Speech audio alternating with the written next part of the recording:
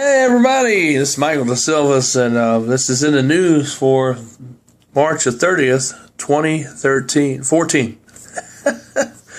Can you believe it's already March?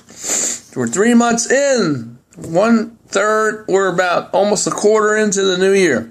One more month in April will be 4 months. It has to be next week. I can't believe it. So anyway, I want to talk about how people treat each other today. You know, a lot of us worry about reputation. A lot of us worry about character. And a lot of us worry about what people think or say about each other. But I'm here to tell you that God doesn't care about what people think. I know it's hard to believe, but it's true. God does not care about what other people think or say about you, or what your reputation is. Because it's Him who you need to really strive to want to get His approval for. Not worried about what your friends think. See, I'm reminded back in the 9th grade, I was voted as most talented at Stonewall Jackson Middle School. And I was. And there was this girl named Lori Carter, I think her name was. I'm going to say her name was that. That way I don't give away her real identity.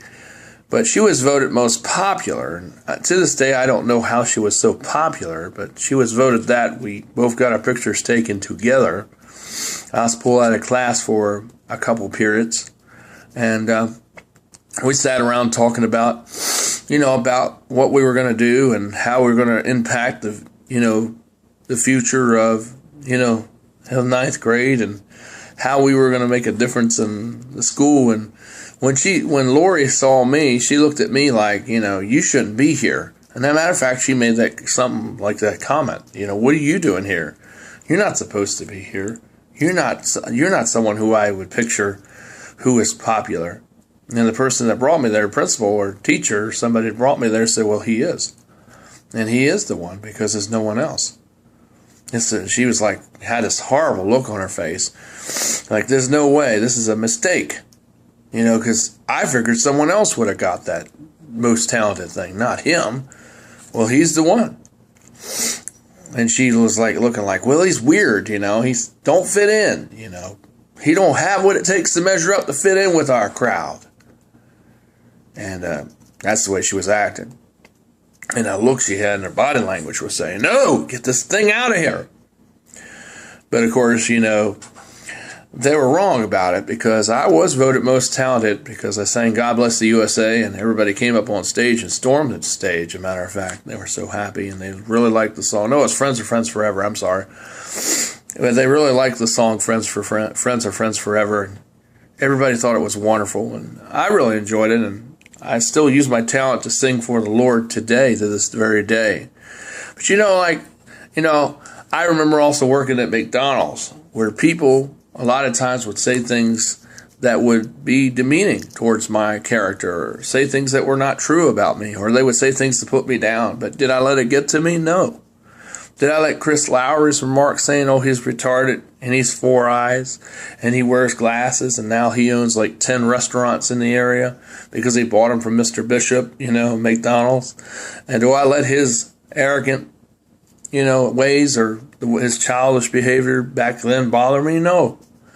Because I realize, he's not the one that's controlling my life, and he's not the one that's going to say, you may enter in, faithful servant, or you depart from me, you evildoer, I don't know you. The Lord is going to say those things, not Chris Lowry or anybody else for that matter. So what I'm saying for you is, and to you, if you feel like you're the underdog and someone's putting you down and making you feel like a piece of garbage, don't let it get to your heart, because God is the one you need to really worry about, because He's the one that signs off. He's the one that's going to sign off on you. He's going to decide where you go ultimately in the end. You're going to go to hell, or you're going to be with Him in heaven.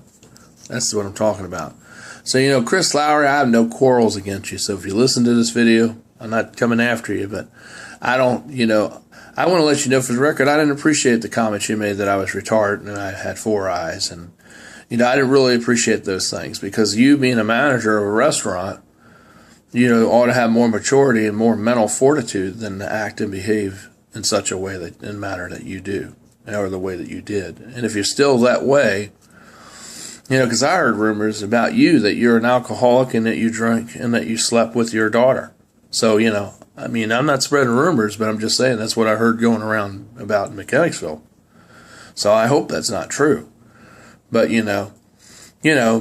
but like what I'm saying is I don't spread rumors, but that's just what I've heard people say about you. But I didn't believe it. But I hope that's not true, because only you know that in your heart. Or, and then I heard that you were having sex with your cousins, too. I don't know with your female cousins, so I don't know. But that's none of my business. And I'm not here to judge you, Chris. But I'm here to tell you that time now is 10 hours. I still love exactly. you. And I know you can learn from your past. And I know that I've learned from my past, but these are just some of the rumors that I heard about you. And a lot of people didn't really think of you as being a good person. I mean, they saw you as in the community, running a restaurant back then because you only managed the one on Mechanicsville Turnpike. Now flashing forward about 10 or 12, 15 years, now you own about 9 or 10 of them. And you make a lot of money, but, I hope you're not the same person like you were back then, because you weren't really a nice person. And I hope that maybe you have changed your ways, and I hope that you found God. I hope you found Jesus. I really do. Really, I do. I prayerfully pray that. I hope you did. But the thing is, I remember you, and a lot of people didn't have a lot of good things to say about you. And still, a lot of people don't. But the thing is, it's not because there's something wrong with them, Chris. A lot of people like it. You're controlling. You beat women up, I'm sure, because you seem to be that kind of type. You always think you're always right, and even when you do wrong, you never admit to it. And, that's something you need to get over and realize that you do make mistakes, because everybody makes mistakes. Even controlling people make mistakes, too. So you got to get over that. So the thing is, if I know people that are like this, I'm going to call you out on it. Because I'm a minister, I'm going to call you out on it.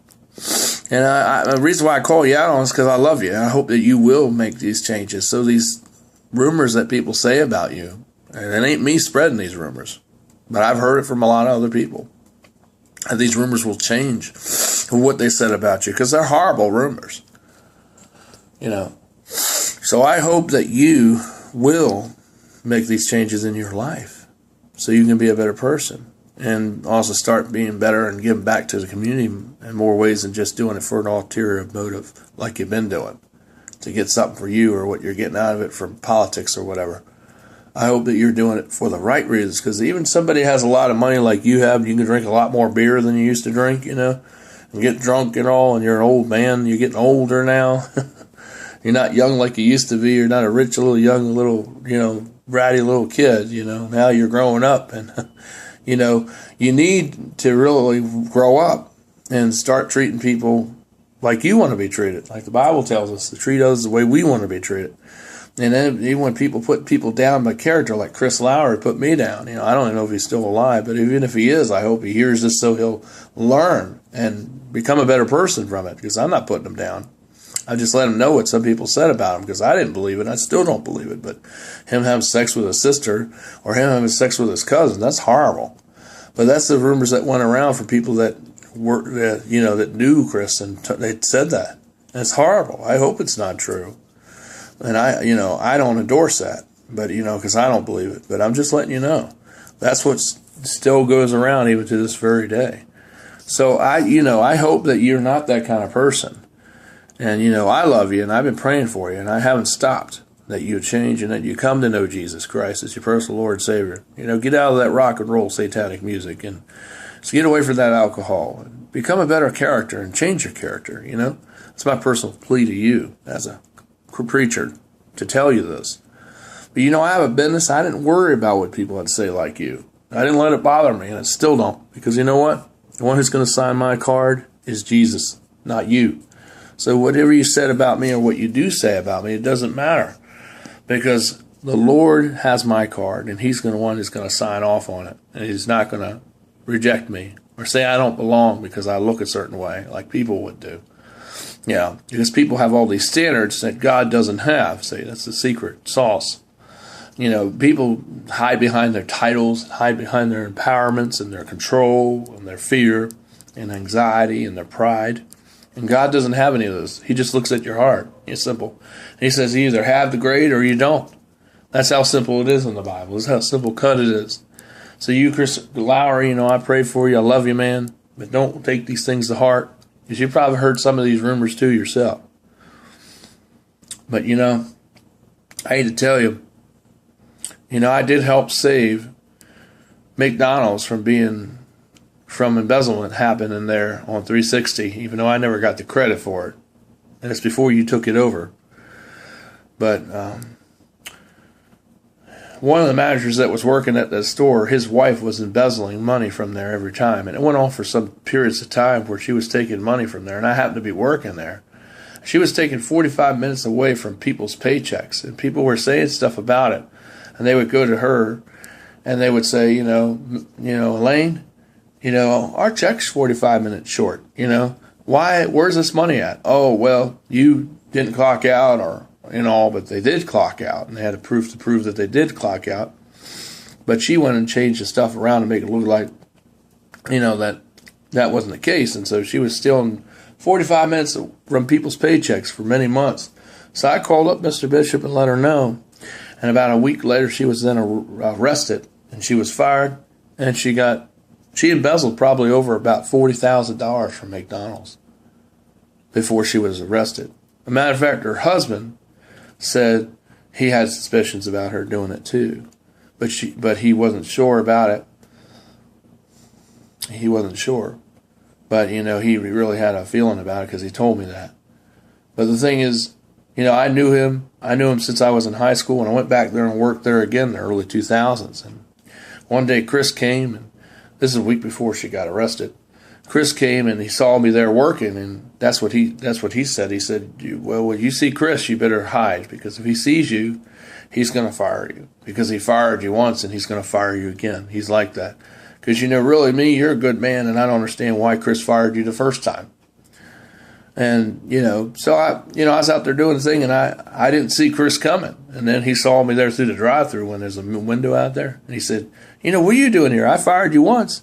I fire you again. So he ended up firing me. So that's what happened there. Because, he just didn't like me. I just don't forgive. He gets something wrong because he's controlling. He's got that power and entitlement and all. So once he fires you, you're blacklisted. That's it. And some people are like that, but I hope God ain't like that with him, where he blacklists him and throws him into hell. But if he keeps being the way he is and don't change, that's what he's going to do. He's probably going to go. He will be blacklisted, just like he blacklisted people. He will throw them in hell. He'll throw him in hell if he don't change his way and change his attitude. And that's why I plead to you, Chris Lowry. I helped save one of those stores. But no, I never got the credit for it, but I did. I called Mr. Bishop and let him know what was going on at the store. And a week later, she was arrested. This is before you bought it out, or before you bought it out from him. All right, well, I just want to let you know, don't let people put you down, because it doesn't matter what people have to say about you, whether good or bad. It's what God has to say about you is what really ultimately matters. For Chris, I have nothing against you. I think you're a wonderful person. I know you have potential to change, and I hope that this day that you're a different man than you were 10 years ago. And I hope that you're a whole lot more mature than you were then. And I hope that these rumors that I've heard going around town, even since last week, from other people talking still about you. Not me, because I don't spread rumors. I don't like it. I don't endorse them. But I hope those rumors are not true, at least for your sake. I'll shoot you up another update tomorrow. See you then.